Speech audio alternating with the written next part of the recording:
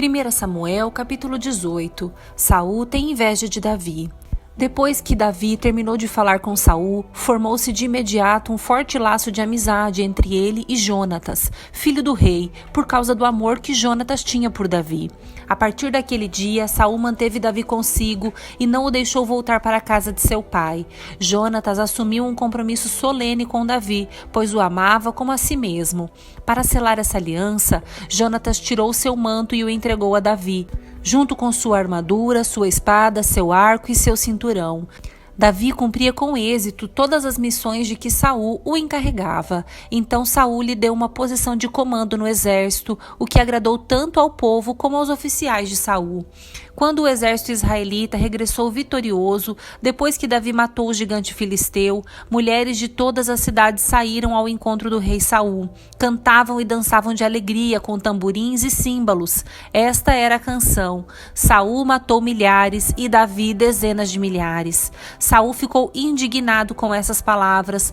O que é isso? Disse ele. Atribuem a Davi dezenas de milhares e a mim apenas milhares? Só falta o declararem rei. Daquele momento em diante, Saul começou a olhar para Davi com suspeita. No dia seguinte, um espírito maligno enviado por Deus se apoderou de Saul, e ele começou a delirar em sua casa, como se fosse louco. Davi tocava a harpa como fazia todos os dias, mas Saul tinha uma lança na mão e, de repente, atirou-a contra Davi, com a intenção de encravá-lo na parede. Davi, porém, escapou 2 vezes. Saul tinha medo de Davi, pois o Senhor o havia abandonado e agora estava com Davi. Por fim, Saul o afastou de sua presença e o nomeou comandante de 1000 soldados, e Davi conduzia as tropas vitoriosamente nas batalhas. Davi continuou a ter êxito em tudo o que fazia, pois o Senhor estava com ele. Quando Saul viu isso, teve ainda mais medo, mas todo Israel e todo Judá amavam Davi, porque ele conduzia as tropas vitoriosamente nas batalhas. Davi se casa com a filha de Saul. Certo dia, Saul disse a Davi: "Estou pronto a lhe dar minha filha mais velha, Merabe, por esposa. Mas antes, sirva-me como um guerreiro valente, lutando nas batalhas do Senhor." Pois Saul pensou: em vez de matá-lo eu mesmo, vou enviá-lo aos filisteus e eles o matarão. Davi, porém, respondeu a Saul: "Quem sou eu e quem é minha família em Israel para que eu me torne genro do rei?" Assim, quando chegou o tempo de Saul dar sua filha Merabe em casamento a Davi, ele a deu a Adriel, um homem de Meloá. Contudo, a outra filha de Saul, Mical, amava Davi, e Saul ficou contente quando soube disso. É mais uma oportunidade de os filisteus matarem Davi, pensou ele. Para Davi, porém, ele disse: "Você tem mais uma oportunidade de se tornar meu genro." Então Saul instruiu seus servos a dizerem a Davi em particular: "O rei gosta muito de você e nós também. Por que não aceita a oferta do rei e se torna genro dele?" Quando disseram isso a Davi, ele respondeu: "Como um homem pobre e de família humilde terá condições de pagar o dote da filha de um rei?" Então os homens de Saul contaram-lhe o que Davi disse, e Saul respondeu: "Digam a Davi que o único dote que quero são 100 prepúcios de filisteus. Desejo apenas me vingar de meus inimigos." Mas Saul planejava que Davi fosse morto na luta. Quando os servos de Saul trouxeram essa notícia a Davi, ele aceitou a oferta de bom grado. Antes do prazo estipulado, ele e seus homens saíram e mataram 200 filisteus. Davi cumpriu a exigência para tornar-se genro do rei, trazendo-lhe os prepúcios. Então Saul deu sua filha Mical por esposa a Davi. Quando Saul percebeu que o Senhor estava com Davi e viu como sua filha Mical o amava, temeu Davi ainda mais e continuou a ser inimigo dele pelo resto de sua vida. Sempre que os comandantes dos filisteus atacavam, Davi era mais bem-sucedido contra eles que todos os outros oficiais de Saul. Assim, o nome de Davi se tornou muito famoso. 1 Samuel, capítulo 19. Saul tenta matar Davi.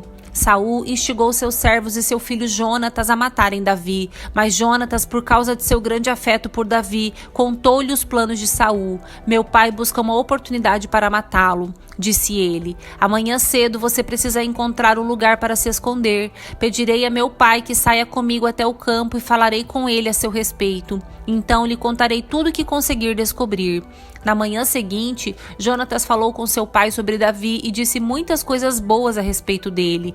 O rei não deve pecar contra seu servo Davi, disse Jonatas. Ele nunca fez nada para prejudicá-lo. Sempre o ajudou como pôde. O Senhor se esqueceu da ocasião em que ele arriscou a vida para matar o guerreiro filisteu e assim o Senhor deu grande vitória a Israel. Certamente o Senhor se alegrou naquela ocasião. Então, por que pecar matando um homem inocente como Davi? Não há motivo algum para isso. Saul atendeu Jonatas e jurou: tão certo como o Senhor vive, Davi não será morto. Depois Jonatas chamou Davi e contou-lhe o que havia acontecido. Em seguida levou Davi até Saul e Davi voltou a servi-lo como antes. Houve guerra novamente e Davi conduziu as tropas contra os filisteus. Ele os atacou e os derrotou com tamanha fúria que eles bateram em retirada. Um dia, porém, quando Saul estava sentado em casa, com uma lança na mão, outra vez o espírito maligno enviado pelo Senhor se apoderou dele. Enquanto Davi tocava sua harpa, Saul atirou a lança em sua direção, mas Davi se desviou e a lança cravou na parede. Naquela mesma noite, Davi fugiu e conseguiu escapar. Mical salva a vida de Davi. Saul enviou soldados para vigiar a casa de Davi e matá-lo quando ele saísse na manhã seguinte. Mical, porém, esposa de Davi, o alertou: se você não fugir esta noite, pela manhã estará morto. Então ela o ajudou a descer por uma janela e ele correu e escapou. Em seguida, Mical pegou um ídolo do lar, colocou-o na cama, cobriu-o com um cobertor e pôs uma almofada de pelos de cabra na cabeceira. Quando os oficiais de Saul vieram prender Davi, Mical lhes disse que ele estava doente e não podia sair da cama. Saul, porém, enviou os oficiais de volta para prenderem Davi. Tragam-no aqui com cama e tudo, para que eu o mate, ordenou. Mas, quando chegaram para levar Davi, descobriram que na cama havia apenas um ídolo do lar, com uma almofada de pelos de cabra na cabeceira. Saul perguntou a Mical: por que você me traiu e deixou meu inimigo escapar? Fui obrigada a deixá-lo fugir, respondeu Mical. Ele ameaçou me matar se eu não o ajudasse. Assim, Davi escapou e foi a Ramá para encontrar-se com Samuel e contou-lhe tudo que Saul havia feito. Então Davi foi morar com Samuel em Naiote. Quando Saul foi informado de que Davi estava em Naiote, em Ramá, enviou oficiais para o prenderem. Chegando lá, viram Samuel à frente de um grupo de profetas que profetizavam. Então o Espírito de Deus se apoderou dos oficiais de Saul e eles também começaram a profetizar. Quando Saul ouviu o que havia acontecido, enviou outros oficiais, mas eles também profetizaram. A mesma coisa aconteceu com um terceiro grupo. Por fim, o próprio Saul foi a Ramá e chegou ao grande poço no lugar chamado Seco. Onde estão Samuel e Davi? Perguntou ele. Alguém informou: estão em Naiote, em Ramá. Mas no caminho para Naiote, em Ramá, o Espírito de Deus veio até mesmo sobre Saul, e ele também profetizou até chegar a Naiote. Saul rasgou suas roupas e, despido, deitou-se no chão o dia todo e a noite toda, profetizando na presença de Samuel. Por isso surgiu o ditado popular: acaso Saul também é profeta? 1 Samuel, capítulo 20. Jonatas ajuda Davi. Davi fugiu de Naiote em Ramá e se encontrou com Jonatas. O que eu fiz, disse Davi. Qual é meu crime? Que pecado cometi contra seu pai para que ele esteja tão decidido a me matar? Isso não vai acontecer, respondeu Jonatas. Você não será morto. Ele sempre me conta tudo o que pretende fazer, até mesmo as coisas de pouca importância. Sei que meu pai não esconderia de mim algo dessa natureza. Não é assim. Então, Davi fez um juramento diante de Jonatas. Seu pai, sabendo muito bem de nossa amizade, disse a si mesmo: não contarei a Jonatas, ele ficaria magoado.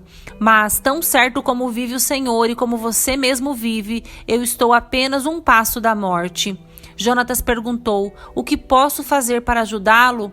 Davi respondeu: amanhã celebraremos a festa da lua nova. Sempre me sentei com o rei para comer nessa ocasião, mas amanhã me esconderei no campo e ficarei ali até o entardecer do terceiro dia. Se seu pai perguntar onde estou, diga a ele: Davi insistiu que eu o deixasse ir para casa, em Belém, participar do sacrifício que toda a família dele oferece a cada ano. Se ele disser: está bem, então você saberá que não corro perigo. Mas se ele se enfurecer, você saberá que ele está decidido a me fazer mal. Mostre-me sua lealdade como amigo, pois assumimos um compromisso solene diante do Senhor. Se por acaso você acha que cometi alguma ofensa contra seu pai, mate-me você mesmo, aqui e agora. Não é necessário me entregar a seu pai. Nunca, exclamou Jonatas. Você sabe que, se eu tivesse qualquer suspeita de que meu pai planeja matá-lo, avisaria você no mesmo instante. Então Davi perguntou: como saberei se seu pai ficou irado? Jonatas respondeu: venha ao campo comigo. E os dois foram juntos para lá. Então Jonatas disse a Davi: prometo diante do Senhor, o Deus de Israel, que amanhã, ou no máximo depois de amanhã, a esta hora, conversarei com meu pai e avisarei você logo em seguida do que ele pensa a seu respeito. Se ele falar a seu respeito de modo favorável, informarei você. Mas se ele estiver irado e quiser matá-lo, que o Senhor me castigue severamente se eu não avisar você, para que possa escapar em segurança. Que o Senhor esteja com você como esteve com meu pai, e que você me trate com o amor leal do Senhor enquanto eu viver. Mas, se eu morrer, trate minha família com este amor leal, mesmo quando o Senhor eliminar da face da terra todos os seus inimigos.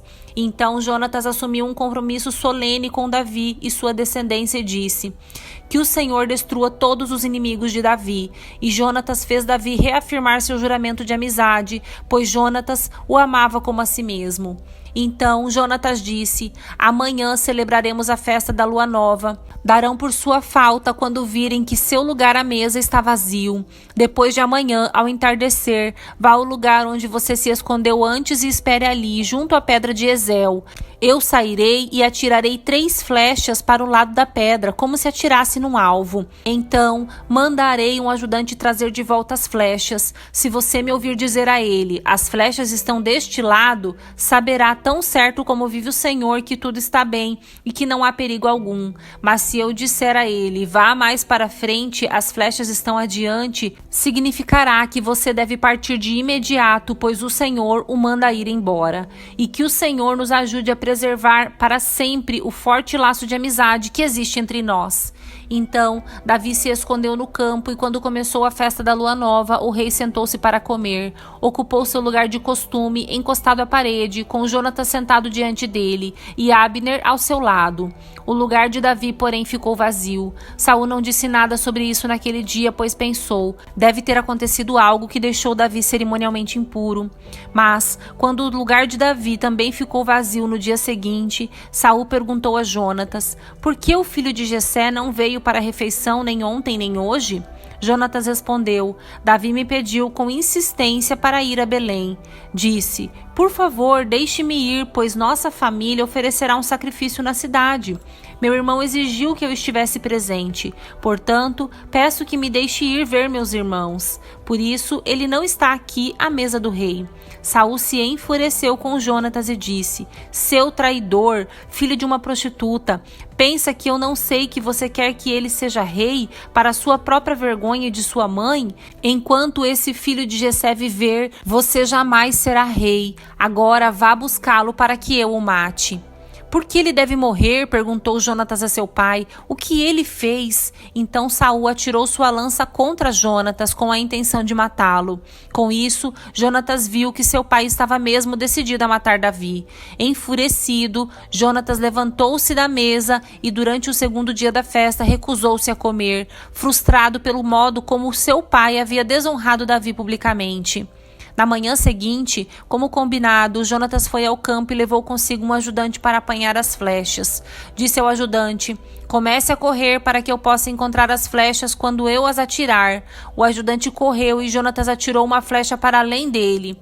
Quando o ajudante estava quase chegando ao lugar onde a flecha havia caído, Jonatas gritou: "A flecha está mais adiante! Rápido! Não fique aí parado!" Então, o ajudante apanhou a flecha e correu de volta para seu senhor. O ajudante não suspeitava de nada, apenas Jonatas e Davi entenderam o sinal. Então, Jonatas entregou o arco e as flechas ao ajudante e ordenou que os levasse de volta à cidade. Assim que o ajudante foi embora, Davi saiu de seu esconderijo no lado sul da pedra de Ezel. Davi se curvou diante de Jonatas 3 vezes com o rosto em terra.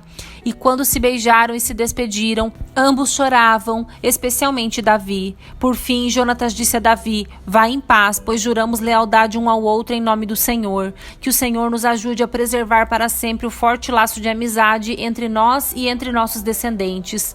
Então Davi partiu e Jonatas voltou à cidade.